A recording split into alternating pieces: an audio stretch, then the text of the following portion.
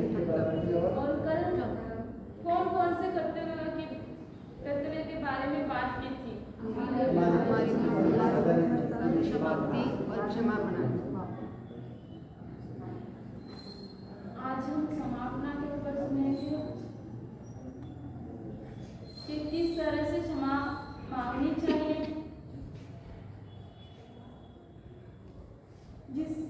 जिससे हमारी दुश्मनी हो उससे हम क्षमा नहीं मांगते। हकीकत यह है कि हर वर्ष परीक्षण आता है, क्षमा मांगते हैं, पर बात वही की वही, हर बार गलती करते हैं और क्षमा मांगते हैं। उसी तरह एक बालमुनि थे,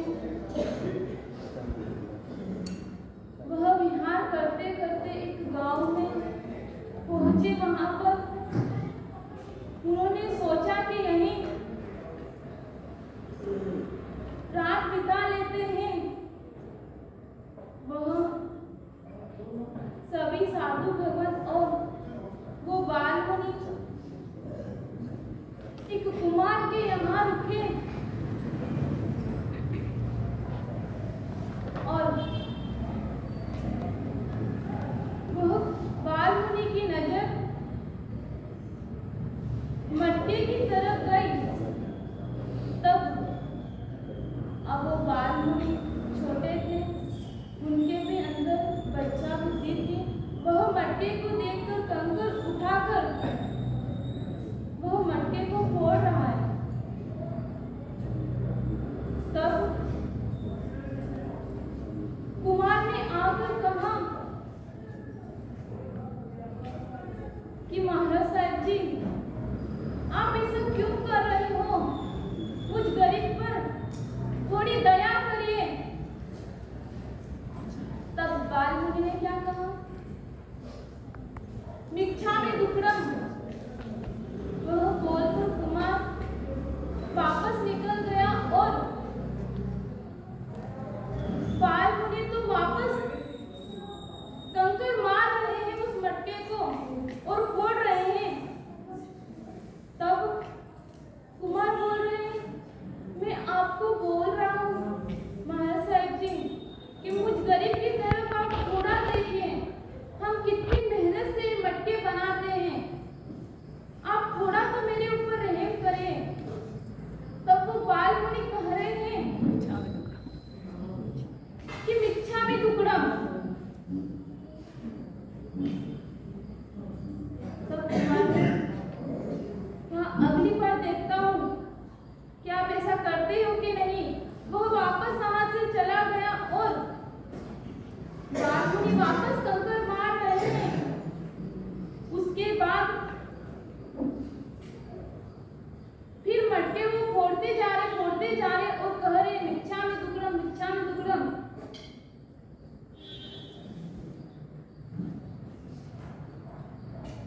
क्योंकि कुमार सोचने लगा कि ये अब ऐसे नहीं मानेंगे, इनका अब कुछ करना पड़ेगा। इसलिए कुमार भी एक कंकर लेकर बालमुनि के पास में जाकर बैठ गया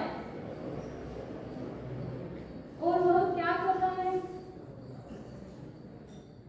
बालमुनि के कान पे लगाकर जोर से मचल रहा है। तब बालमुनि चिल्ला रहे, अरे ये तुम क्या कर रहे हो? तब कुमार ने क्या कहा? मिच्छामि दुक्कडम। वापस कुमार वही कार्य कर रहा है और मिच्छामि दुक्कडम कह रहा है। तब बालमुनि ने कहा कि तुम ये कार्य करते जा रहे हो और मिच्छामि दुक्कडम कह रहे हो। तब कुमार ने कहा, बस यही बात, मैं भी आपको यही बात समझा रहा था, पर आप समझ नहीं रहे थे। तब बालमुनि को एक कुमार से ये शिक्षा मिली। उसी को स्मरण करते करते एक कुरगड़ु मुनि थे, उनको इतनी भूख थी इतनी कि वो एक सेकंड या एक दिन भी भूखा नहीं रह सकते थे। बस उसी तरह एक दिन समस्या आई और उनसे कोई उपवास तो होता नहीं था, कोई एकादशी वगैरह भी नहीं होता था। वो एक दिन गोचरी के लिए निकल पड़े, समस्या के दिन। तब वो गोचरी लेकर आए और उनके साथ जो साधु भगवान थे वह कह रहे हैं कि ये कैसा साधु है कि एक समस्या के दिन भी एकादशी उपवास नहीं कर सकता। तब गुरु गौड़ मुनि कह रहे हैं कि मेरे से कुछ नहीं होता है, मेरा कर्म ही ऐसा है, मैं क्या कर सकता हूँ। तब वो गोचरी लेकर आए और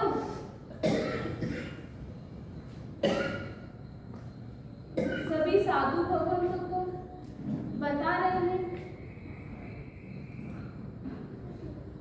कि मैं ये गोचरी लेके आया हूँ और इस घर से लेकर आया हूँ, वो बता रहे हैं। तब साधु भगवान ने उनको ओलंबे दिए और कह रहे हैं कि एक दिन उपवास नहीं कर सकता, कैसा जिद है तेरा। तब एक साधु भगवंत ने तो उनके पात्रे में थूक दिया। फिर भी वह गुरु मुनि बुरा नहीं माने और वह सोच रहे हैं कि कुछ नहीं, मेरी गोचरी के अंदर घी नहीं था, इसलिए साधु भगवंत ने घी डाल दिया है। अगर अपन एकादशा बियसना करते भी हो, अगर आपको कोई डिस्टर्ब कर दे या कुछ डाल दे तो आपको कितना गुस्सा आता है। पर वह गुरु मुनि उनके पात्रे में थूक दिया गया तो भी वह सोच रहे हैं कि कुछ नहीं, मुझे यह अमृत मिला है, यह अमृत मिला है, अगर मैं यह खाऊंगा तो कभी मेरे में भी सहन शक्ति आ सकती है कि मैं भी कभी उपवास एकादशी कर सकता हूँ। वह सोचकर वह वहां से चले गए और पश्चाताप करने लगे कि मैंने इन मुनियों का इतना अपमान किया है और वो इतनी तपस्वी आत्मा है। तब वह ये पश्चाताप करते करते गुरु मुनि को केवल ज्ञान हो गया। उसके बाद एक दिन सभी साधु भगवंत उपवास में अपनी धर्म आराधना कर रहे थे। तब शासन देवी वहां से गुजर कर जा रही है और तब उन साधु भगवंतों ने शासन देवी को जैसे ही देखा और वो कह रहे हैं, अहो, अपनी तपस्या के ऊपर शासन देवी भी खुश होकर हमें दर्शन देने के लिए आ गई। तब उन्होंने कहा कि शासन देवी आप उधर क्यों जा रहे हो, तपस्या और आराधना तो हमने की है, आप हमें दर्शन दीजिए। तब शासन देवी ने क्या कहा,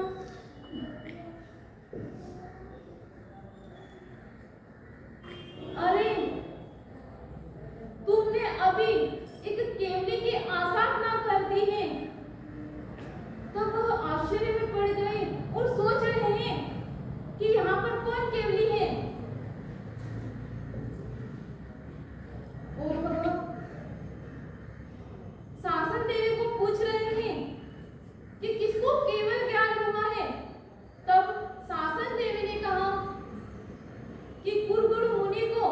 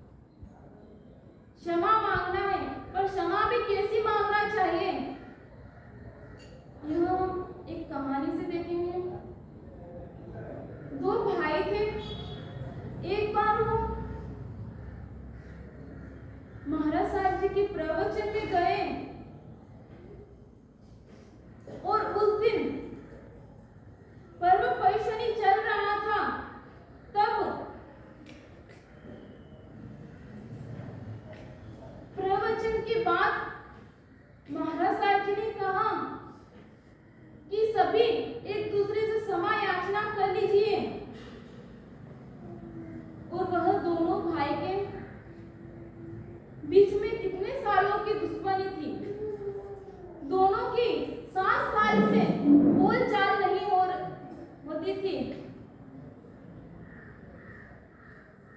एक माँ के दो बेटे होकर भी वह दोनों 7 साल से एक दूसरे से अलग रहे।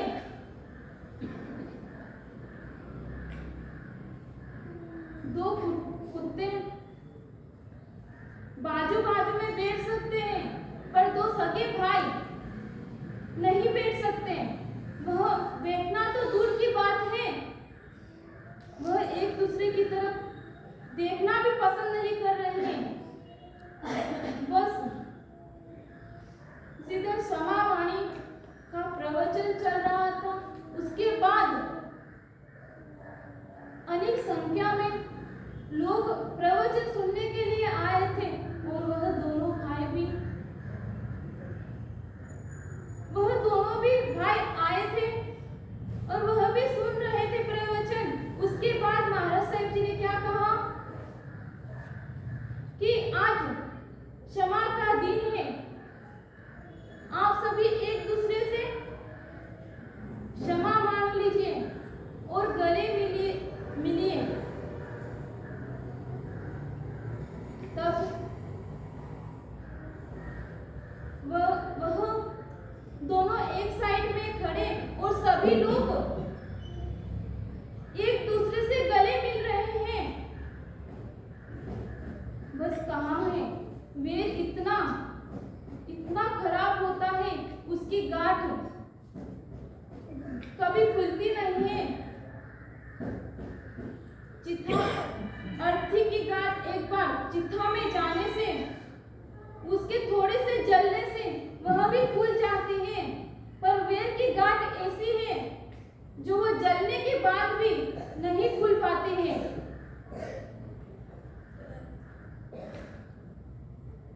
इसलिए कहा है कि प्रेम वह चीज है कि वह देखने या मुस्कुराने से बढ़ता है, और वेद ऐसी चीज है जो अलग देखकर निकल जाता है, उससे और भी ज्यादा अपने अंदर वेद पैदा होता है।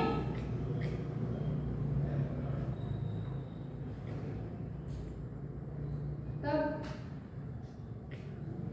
महाराज साहब जी ने कहा, बड़े भाई को अपने पास बुलाया और कहा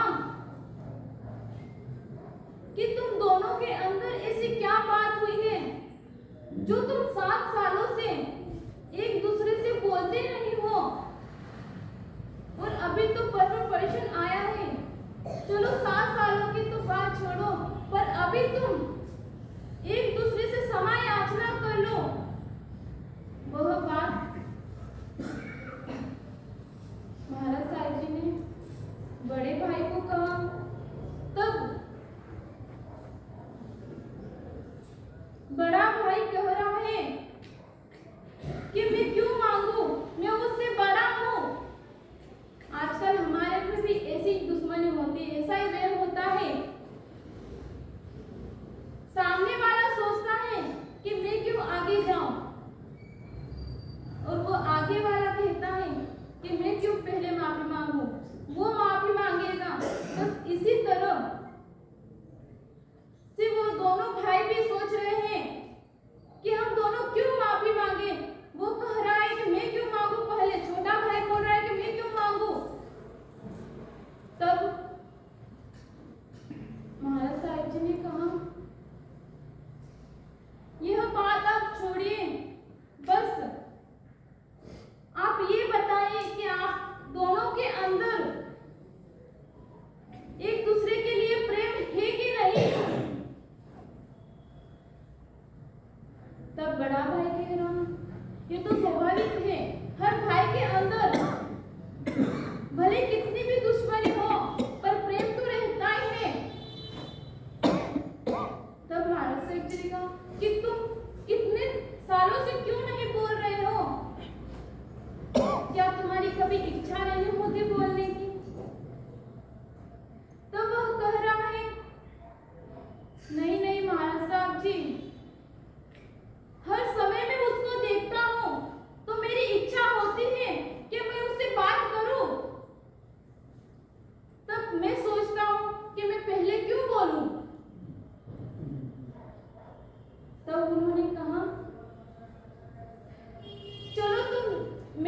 दोनों को ये नहीं कहूंगा कि तू उससे जाकर माफी मांग। तुम माफी मत मांगना उससे, पर मेरी खातिर तुम उसके घर जाकर वह कहने लगा, हाँ महाराज साहब जी, आप बोल रहे हैं तो मैं चला जाऊंगा, पर मैं माफी नहीं मांगूंगा। तो वो गया। छोटा भाई गार्डन में बैठकर जब पेपर पढ़ रहा था, अचानक से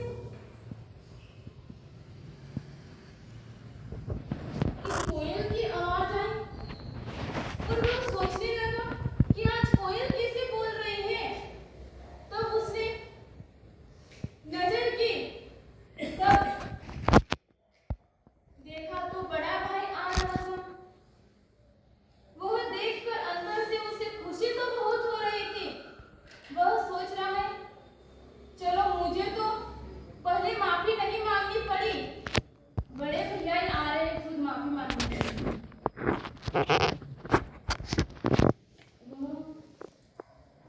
वो सोच रहे हैं, अचानक बड़े भैया कैसे आए यहाँ पर। हम तो कभी शादी ब्याह में भी कभी जाते नहीं, और ये इस अवसर पर कैसे आ रहे हैं। यह सोचकर एक दूसरों को देखा और दोनों एक दूसरे की तरफ देखकर हंस रहे हैं। और यह वेद ऐसी चीज है जो पार्श्वनाथ भगवान को भी हर भाव में उनको तकलीफ वो समाहित करते आए और कमठ उनसे वेरी करते आए। उस इतने से वेर के लिए पार्श्वनाथ भगवान को कितने जन्म लेना पड़ा? 10 जन्म लेने पड़े एक छोटे से वेर के लिए। तो आप विचारो कि हमारे अंदर अगर थोड़ा सा भी वेर हो तो हमें कितना जन्म लेना पड़ेगा? उनको तो सिर्फ 10, हमें तो अनंत भाव में कितने भाव में हमें जन्म लेना पड़ेगा।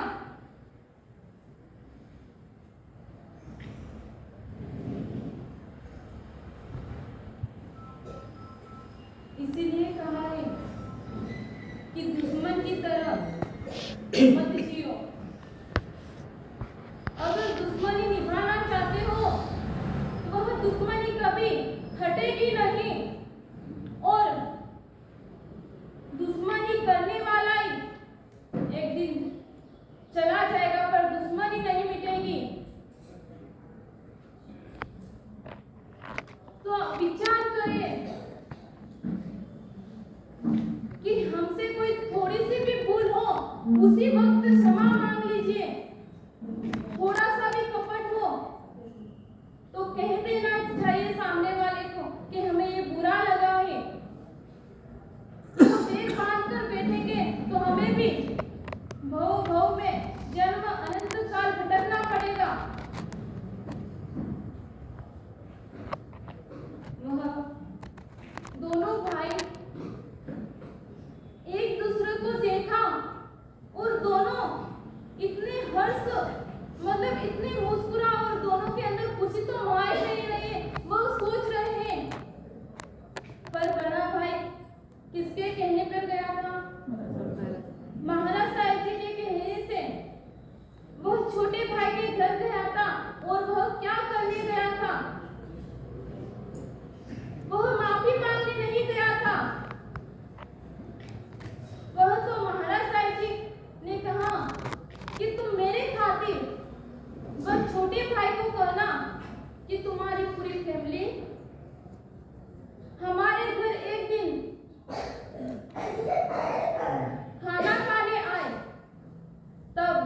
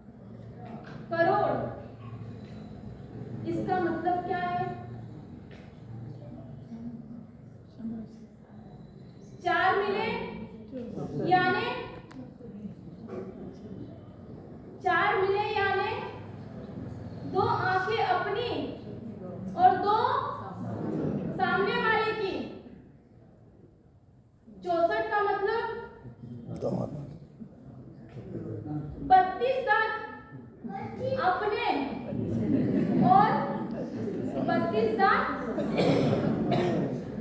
सामने वाले के। 20 का मतलब यानी 20 का मतलब यानी क्या? 10 उंगलियां अपनी और 10 उंगली सामने वाले की। बस इतना सा आप अगर सामने वाले के लिए कर लेंगे, ये दुश्मनी तो क्या, जन्मों जन्म की दुश्मनी 1 सेकंड में भाग जाएगी।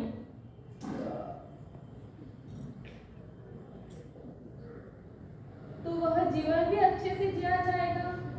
तो अपन को भी अपन एकदम निश्चित रहेंगे कि हम एकदम शांति से जी रहे हैं, कि हमारे किसी के साथ बैर नहीं है। इसलिए कहा है, काटा काटे को काट सकता है।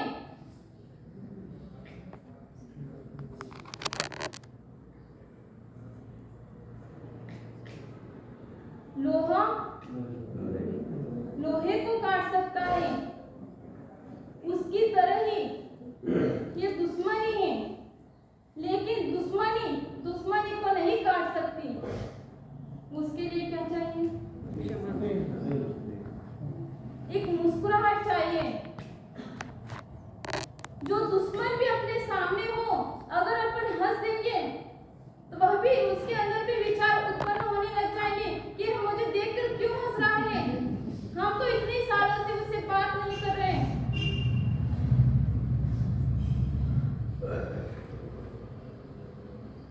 इसलिए मुस्कुराना यानी मैं तुमसे बात करना चाहता हूँ, मैं तुमसे दोस्ती का हाथ बढ़ाना चाहता हूँ।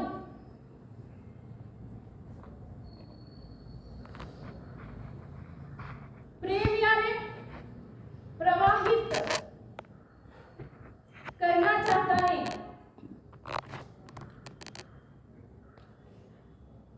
और प्रशंसा यानी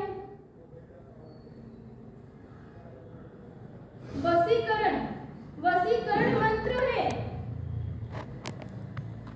और मुस्कुराहट आमंत्रण मंत्र है। कौन सा मंत्र है? जो मुस्कुराहट कोई हंसता है तो हमें क्या लगता है कि मुझे बुला रहा है। इसीलिए कहा है, कोई भले कितना भी अपना दुश्मन हो, उसके पीठ के पीछे अगर हम क्या करेंगे तो उसकी प्रशंसा करेंगे, तो वह यह सुनकर शर्मिंदा हो जाएगा, वो तो पानी पानी हो जाएगा जब वो आपके पास आ जाएगा। पर हम लोग क्या करते हैं, अक्सर ऐसा होता है कि जो हमारा दुश्मन रहता है उसकी हम क्या करते हैं, उसके पीठ पीछे बुराई करते हैं, ताकि वो और भी अपनी उससे दुश्मनी बढ़ जाए। बस महाराज साहब जी के कहने से वह बड़ा भाई उसके घर गया और उसको कहा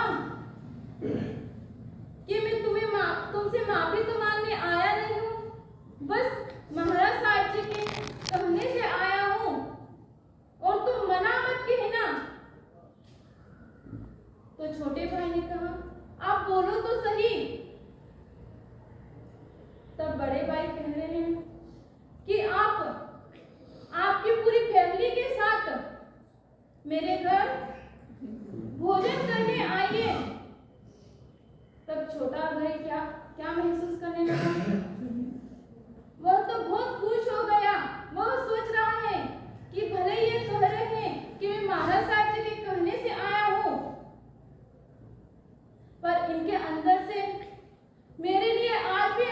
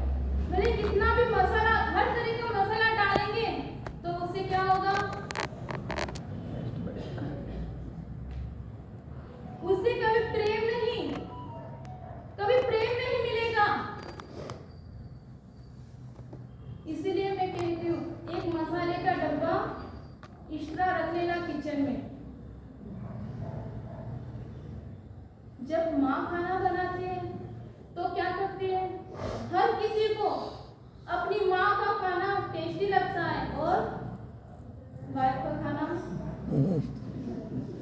आज थोड़ा नमक ज्यादा है, मिर्ची ज्यादा है, आज तुमने ज्यादा थोड़ा घी तेल डाल दिया है। पर माँ कैसा खाना बनाती है, माँ उसके अंदर प्यार सिखाती है, इसीलिए प्रेम बढ़ता है। इसीलिए कहा है जो हमारा वेरी है उनको किस तरह से कैसे हमें क्षमा मांगना है, वह ये दो भाइयों से सीखे। और चौथा कर्तव्य अपना कौन सा था,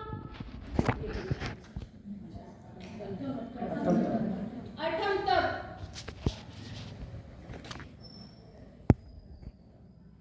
अठम तप परमात्मा ने कितना किया था,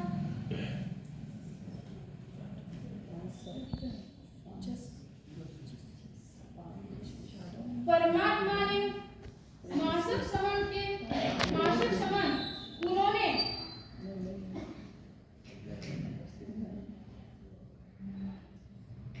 नंदन ऋषि के भव में कितने तप किए थे, 11,80,645 इतने मासिक श्रवण के पालने में भी कितनी छूट रखी थी,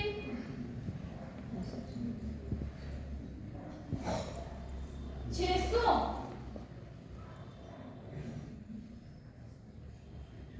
नहीं 350 दिन उन्होंने पालना किया। बस ऐसे उन्होंने किसके भाव में किया था,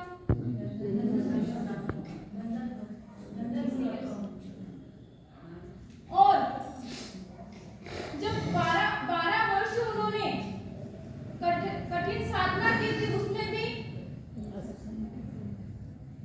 उन्होंने कितना तप किया था और कितना पालना किया था, 349। उसी तरह हमें भी क्या करना चाहिए, वह तब हमें भी ज्यादा से ज्यादा करना चाहिए। एक वज्र स्वामी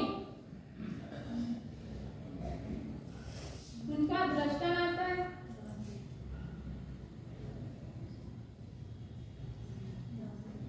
पर अभी उनको नाग केतु के नाम से जाना जाता है। उससे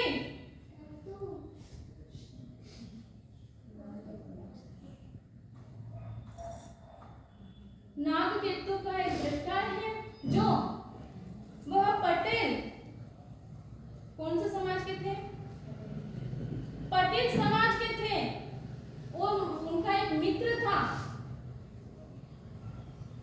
जो श्रावक था। तब नागकेतु की माँ कौन थी, सौतेली माँ थी उनकी।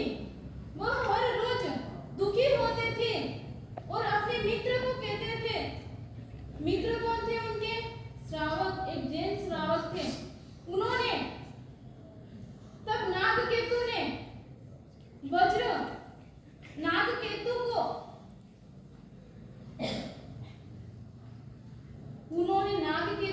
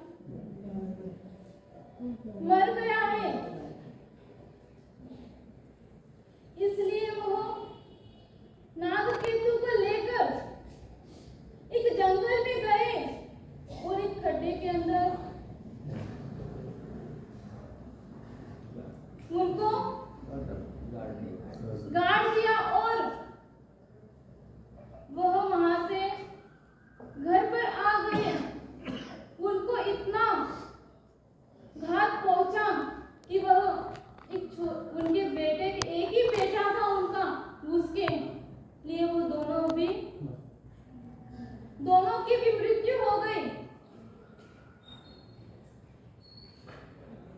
जैसे ही धरणेंद्र देव को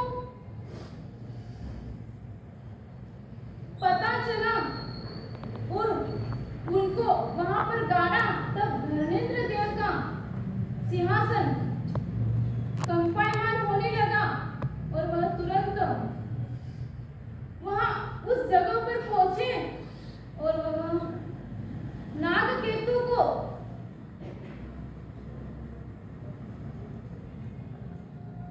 अमृत छाटकर, तब वह नागकेतु थोड़ी जागे और वह अमृत से अपना अंगूठा मुंह में लिया। उससे उनको ताकत आने लगी और वह नागकेतु को धरणेंद्र देव लेकर गए और पता चला कि पहले के जमाने में तो जिसके घर पे पुत्र ना रहे तो उनका सारा धन संपत्ति राजा ले लिया करते थे। उसी तरह नागकेतु जो